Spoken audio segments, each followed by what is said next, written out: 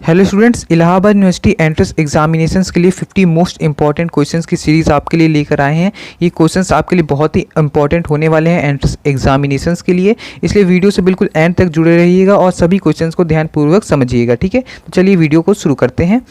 भारत में खोजा गया सबसे पहला पुराना शहर कौन सा था? तो इसका सही आंसर है आपका हड़प्पा। ठीक है, दूसरे क्वेश्चन की ओर आगे बढ़ते हैं। स्वराज मेरा जन्म सिद्ध अधिकार है, ये नारा किसने कहा था? तो इसका सही आंसर क्या है आपका? बाल गंगाधर तिलक। ठीक है, तीसरे क्वेश्चन की ओर आगे बढ़ते हैं।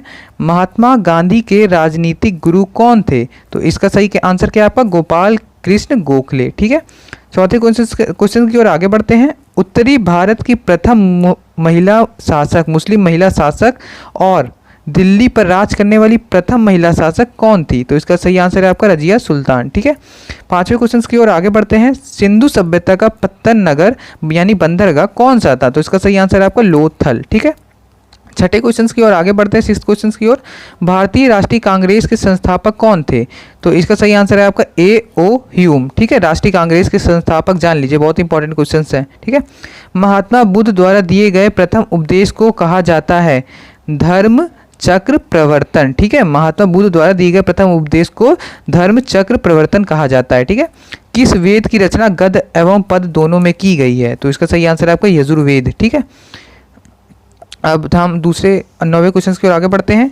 भारत में पहला समाचार पत्र किसने शुरू किया था? तो पहला समाचार पत्र सैयद अहमद खान ने शुरू किया था भारत में। ठीक है, दूसरे क्वेश्चन की ओर आगे बढ़ते हैं। किसके शासनकाल में बौद्ध धर्म को दो भागों हीनयान तथा महायान में बांटा गया था? तो ये है कनिष्क के शासन में। ठीक है, 11वें क्वेश्चन की ओर आगे बढ़ते हैं। लोदी वंश का अंतिम शासक कौन था? तो लोदी वंश का अंतिम शासक आपका इब्राहिम लोदी था। ठीक है, प्रथम जैन संगीति कहाँ आयोजित की गई थी? तो प्रथम जैन संगीति पाटलिपुत्र में आयोजित की गई थी। ठीक है, 13वें क्वेश्चन की ओर आगे बढ़ते हैं। दिल्ली के किस सुल्तान को इतिहासकारों ने विरोधों का मिश्रण बताया है? तो मोहम्मद बिन तुगलक को। ठीक है, ऋग्वैदिक समाज की सबसे छोटी इकाई क्या थी? तो ऋग्वैदिक समाज की सबसे छोटी इकाई कुल या परिवार थी। ठीक है, किस शासक के पास एक शक्तिशाली नौसेना थी? तो चोल के पास एक शक्तिशाली नौसेना थी।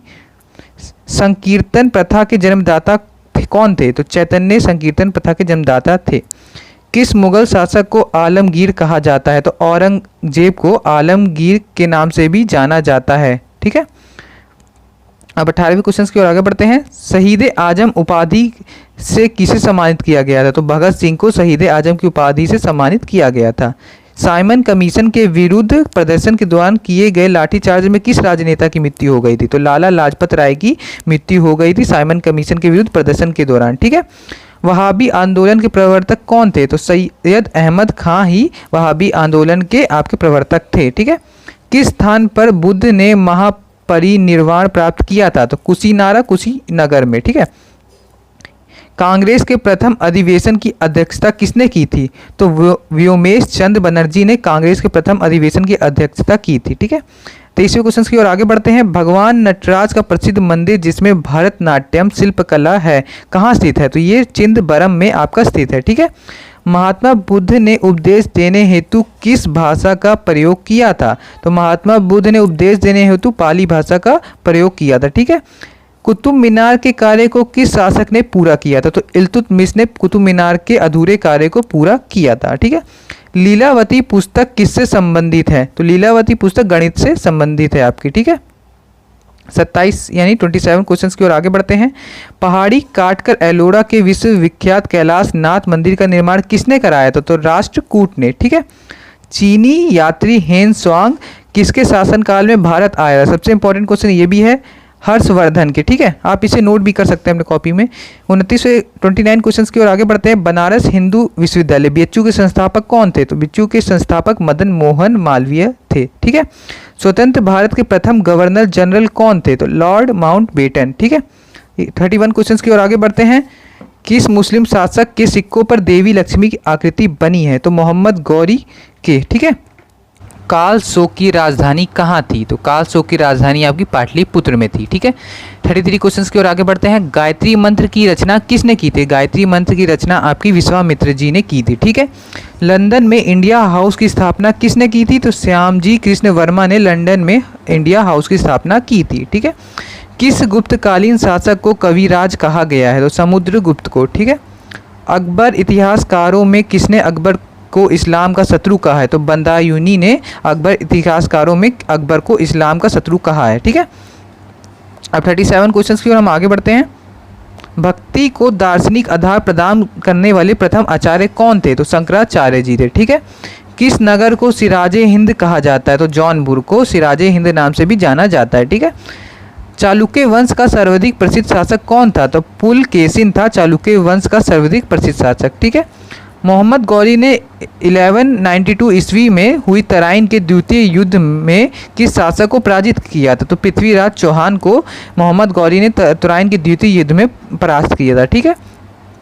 भारतीयों के महान रेशम मार्ग सिल्क रूट किसने आरंभ कराया था? तो कनिष्क ने भारतीयों के महान रेशम मार्ग रूट को प्रारंभ करवाया था। ठीक है। गुलरुखी के नाम से कौन जाना जाता है? तो सिकंदर लोदी गुलरुखी के नाम से भी जाना जाता है। ठीक है। वह कौन सा युद्ध था जिसने भारत में ब्रिटिश प्रभुत्व का प्रारंभ किया? तो प्लासी के युद्ध ने। ठीक है।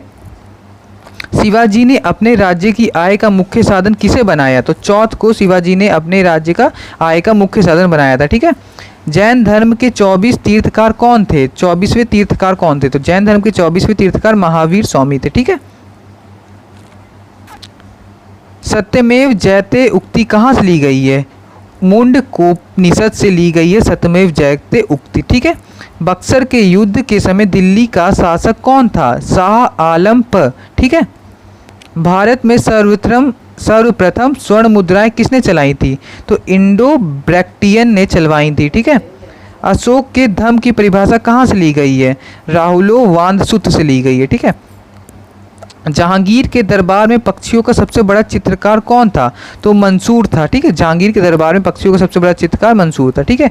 वीडियो पसंद आई हो तो अपने सभी फ्रेंड में से शेयर करिए, सभी फ्रेंड्स ग्रुप में शेयर करिए, सभी अपने स्कूल ग्रुप में, सभी कॉलेज ग्रुप में। ठीक है। और चैनल को जरूर से सब्सक्राइब करके बेल आइकन को प्रेस कर लें, जिससे इलाहाबाद यूनिवर्सिटी के एप्लीकेशन फॉर्म आते ही आपको अपडेट मिल जाए।